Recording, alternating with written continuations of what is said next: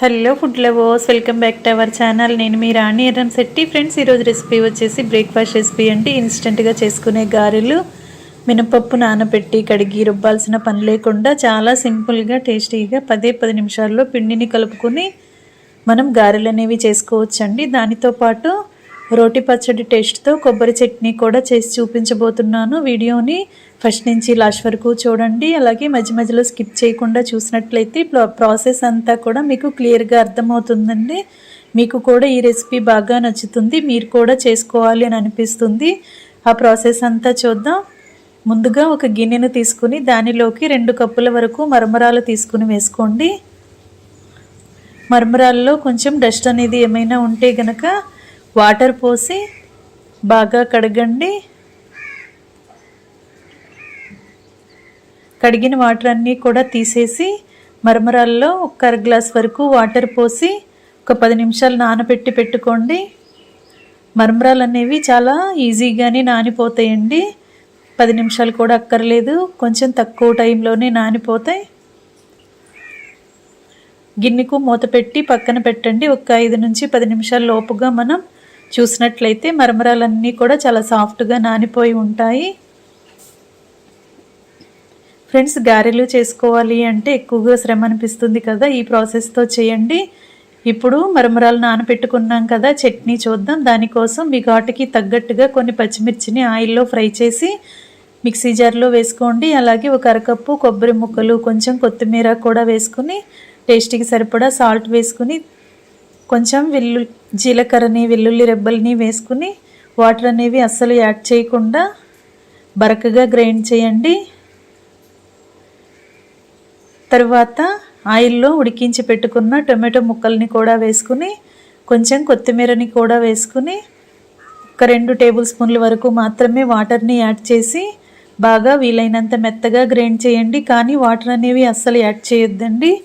ఇలా కొబ్బరి చట్నీని గట్టిగా రుబ్బుకున్నట్లయితే రోటి పచ్చడి టేస్ట్తో చాలా కమ్మగా ఉంటుంది. డైలీ ఇడ్లీలోకి, దోశల్లోకి టొమాటో చట్నీ, కొబ్బరి చట్నీ, పల్లీ చట్నీ చేస్తూ ఉంటాం కదా. నేను చూపించిన విధంగా కొబ్బరి చట్నీని ఈ ప్రాసెస్తో చేసి చూడండి, మీకు కూడా చాలా బాగా నచ్చుతుంది.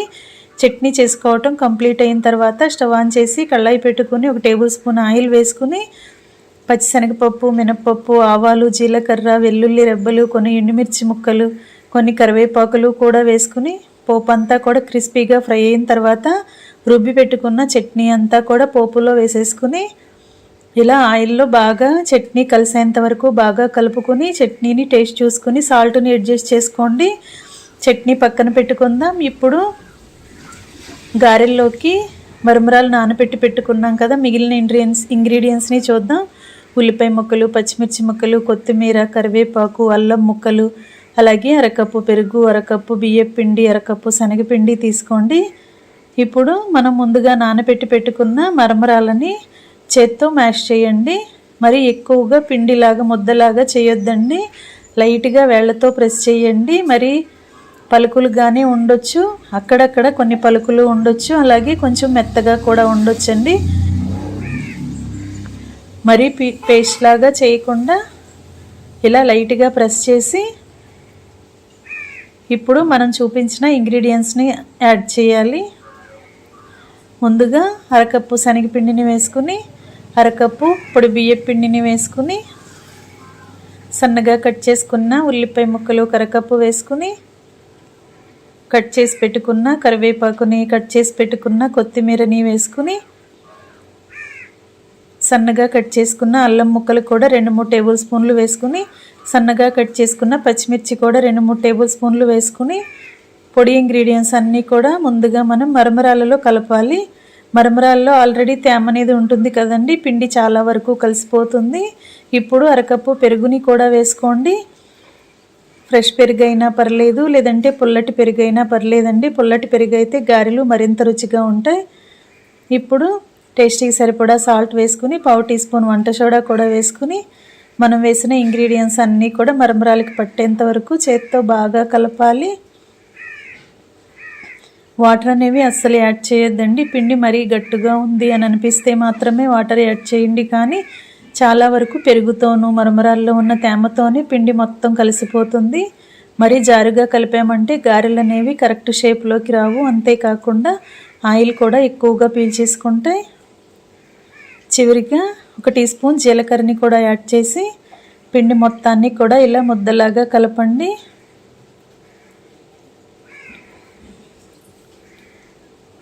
ఈ విధంగా బాగా కలిపిన తర్వాత ఒకసారి పిండిని టేస్ట్ చూసుకోండి. సాల్ట్ కానీ మీ టేస్ట్కి తగ్గట్టుగా లేకపోతే కొంచెం వేసుకుని ఇంకా గారెల్లాగా ఒత్తుకోవటమే. ఈ విధంగా పిండి కలిపినట్లయితే గారెకు కరెక్ట్ షేప్ అనేది వస్తుందండి. ఇంకా స్టవ్ ఆన్ చేసి కళాయి పెట్టుకుని డీప్ ఫ్రైకి సరిపడా ఆయిల్ పోసి ఒక గిన్నె నిండా వాటర్ని పక్కన పెట్టుకుని చేతిని వాటర్తో తడుపుకుంటూ ఎప్పటికప్పుడు పిండిని తీసుకోవాలి. ఇలా టీ షైనర్ పై కానీ లేదంటే ప్యాకింగ్ కవర్ ఆయిల్ ప్యాకెట్స్ పై కానీ అరిటాకు పై కానీ ఎలా అయినా కూడా గారెల్లాగా ఒత్తుకొని వేసుకోవచ్చండి. ఎక్కువగా వంటలు ప్రాక్టీస్ ఉన్నవారైతే చేత్తోనే మనం గారెను డైరెక్ట్గా ఒత్తుకుని వేసేసుకోవచ్చు. కొత్తగా వంట నేర్చుకునేవారైతే ఇలా టీ షైనర్ పైన వేసుకోవచ్చు. ఇలా కళాయిలో ఆయిల్కి పట్టినన్ని గారెలను వేసుకుని వెనక వైపు కూడా 2 వైపులా క్రిస్పీగా అయ్యేంత వరకు ఫ్రై చేసుకుని ఆయిల్ నుండి తీసేయండి. ఇదే ప్రాసెస్తో సెకండ్ బ్యాచ్లో కూడా ఆయిల్కి పట్టినన్ని గారెలను వేసుకుని మొత్తం అన్నీ క్రిస్పీగా ఫ్రై అయిన తర్వాత ఆయిల్ నుండి తీసేసుకోండి. ఇంకా డీప్ ఫ్రై చేయడం కంప్లీట్ అయిన తర్వాత స్టవ్ ఆఫ్ చేసుకుని వేడివేడి క్రిస్పీ మరమరాల గారెలను సర్వ్ చేసుకోవటమే. మనం కొబ్బరి చట్నీ చేసి పెట్టుకున్నాం కదా, ఈ చట్నీతో సర్వ్ చేసుకుని మీరు కూడా ట్రై చేయండి. ఈ ప్రాసెస్తో గారెలు చట్నీ చేసి చూడండి, చాలా టేస్టీగా ఉంటాయి. వేడివేడి గారెలను సర్వ్ చేసుకుంటే మరింత రుచిగా ఉంటాయి. తప్పకుండా ట్రై చేయండి. మీకు కూడా ఈ రెసిపీ బాగా నచ్చుతుందండి. Thanks for watching. నేను మీ రాణి ఎర్రంశెట్టి.